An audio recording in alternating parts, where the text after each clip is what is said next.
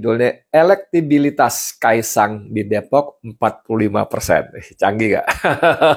45% bro. Pigai.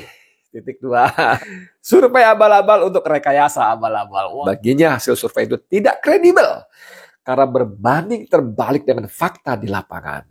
Jokowi sedang membangun politik dinasti. Kita sudah mendengar bagaimana Gibran sang kakak sedang dipersiapkan untuk menjadi gubernur di Jawa Tengah atau bahkan di DKI. Dia sudah punya mantu menjadi wali kota di Medan.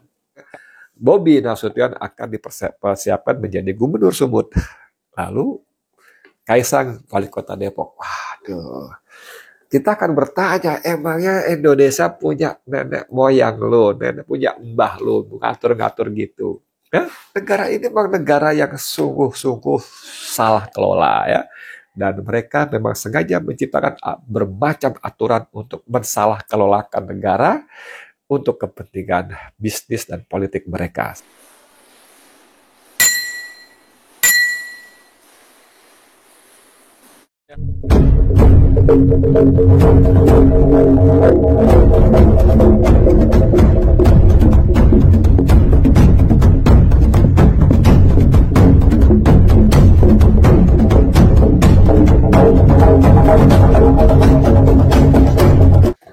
Assalamualaikum warahmatullahi wabarakatuh. Saudara, dengan saya Edi Mulyadi dari Forum News Network FNN. Saudara sekalian, Rabu kemarin tanggal 19 April 2023 ini berita dari Ermol ya. Ermol menulis elmol.id ya. Menulis judulnya elektibilitas Kaisang di Depok 45%. Canggih gak? 45% bro. Masya Allah. Pigai.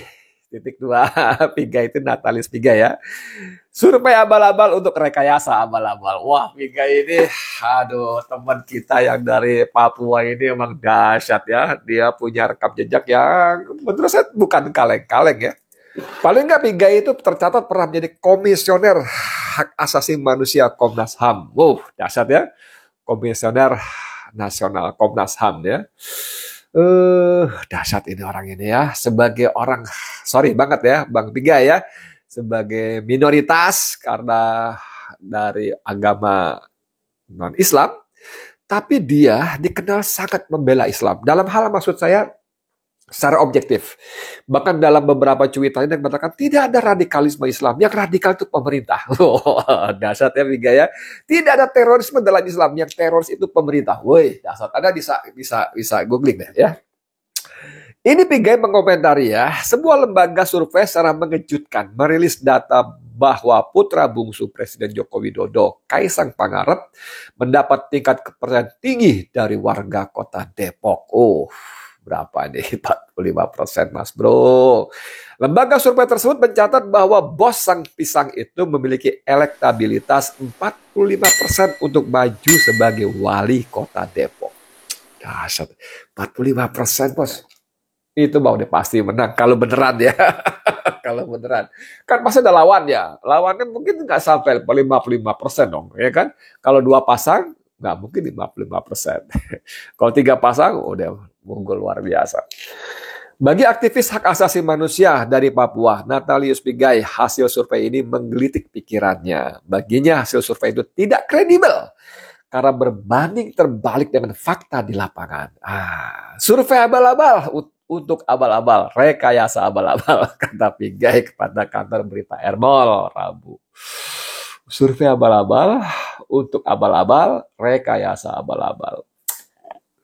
Oh ya, satu lagi. Pigai itu tinggal di Depok ya bro, kalau nggak salah ya. Jadi dia paham betul. Dan dia sangat marah ketika Setara Institut menyebutkan Depok 3 kali melanggar HAM karena apa sebutnya ya, soal gereja atau apa gitu ya.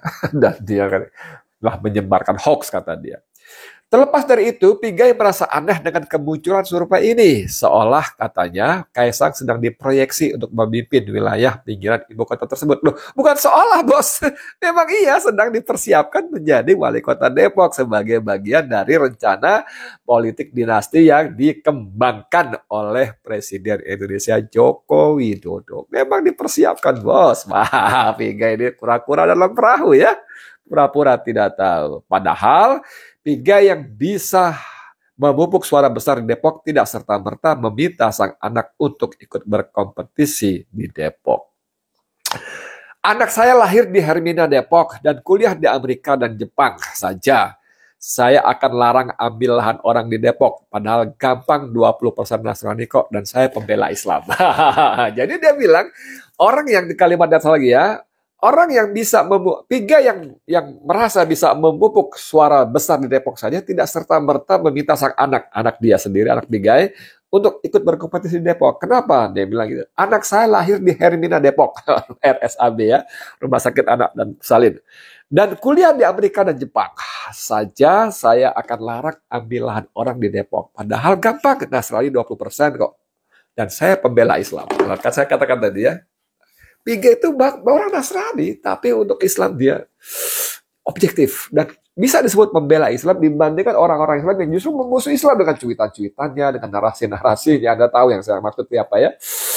Yang berlabel Gus segala macam dan sebagainya. Bahkan ada berlabel Kiai Haji, tapi selalu menyudutkan Islam dengan isu-isu terorisme, radikalisme, intoleransi dan sebagainya. Tapi Pigai bukan. Justru saya pembela Islam. Anak saya lahir di Hermina Depok. Dan kuliah di Amerika dan Jepang. Kalau mau, dia bisa mengumpulkan 20%. Orang Nasrani di sana. Dan dia dikenal sebagai pembela Islam. Bukan mustahil orang-orang Islam akan bersimpati pada Pigai sehingga memilih anaknya di kota Depok. Tapi itu tidak dilakukan di Pigai. Karena Pigai merasa tidak pada tempatnya untuk mengambil lahan orang lain di Depok itu. Buktikan bahwa Jokowi sedang membangun politik dinasti. Kita sudah mendengar bagaimana Gibran sang kakak sedang dipersiapkan untuk menjadi gubernur di Jawa Tengah atau bahkan di DKI.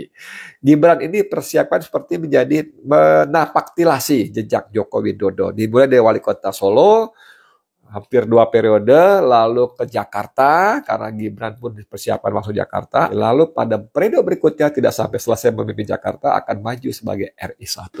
Gagah betul. Dia sudah punya mantu menjadi wali kota di Medan. Kalau itu mau di secara linear kan, maka Bobi Nasution akan dipersiapkan menjadi gubernur Sumut. Lalu Kaisang wali kota Depok. Waduh. Kita akan bertanya, emangnya Indonesia punya nenek moyang lo, nenek punya mbah lo, ngatur-ngatur gitu. Ya? Kan kita rakyat punya hak untuk memilih. Walaupun dengan sistem yang sekarang, rakyat hanya boleh memilih yang sudah dipilihkan. Tidak bebas benar milih. Ada capres, ada 2-3 capres, sudah ditentukan, dipilihkan oleh ketua umum partai yang dengan mekanisme presidensial threshold 20%. Dan kita tahu para ketua umum partai juga memenuhi perintah dan permintaan dari para taipan oligarki. Dan untuk itu pasti tidak gratis dong. Jadi negara ini memang negara yang sungguh-sungguh salah kelola ya. Dan mereka memang sengaja menciptakan bermacam aturan untuk mensalah kelolakan negara untuk kepentingan bisnis dan politik mereka. Siapa? Para oligarki. Siapa lagi? Para pejabat publik yang menjadi antek dan centeng-centengnya. Para aparat keamanan menjadi tukang pukulnya. Pigai. Survei abal-abal untuk rekayasa abal-abal. Menarik sekali ya. Dan akhirnya kembali kepada warga Depok. Halo warga Depok, Anda mau masuk dalam jebakan-jebakan semacam ini? Kalau mau, saya cuma bisa beristighfar astagfirullahalazim. Atau mungkin saya menyebut kalimat thayyibah yang lain. Innalillahi wa inna ilaihi rajiun. Masya Allah. Kok bisa kalian mau? Tapi tidak apa-apa. Masih ada waktu untuk menentukan sikap. Ya, survei abal-abal untuk rekayasa abal-abal. Saya Edi Mulyadi. Untuk FNN, untuk Indonesia lebih baik. Assalamualaikum warahmatullahi wabarakatuh.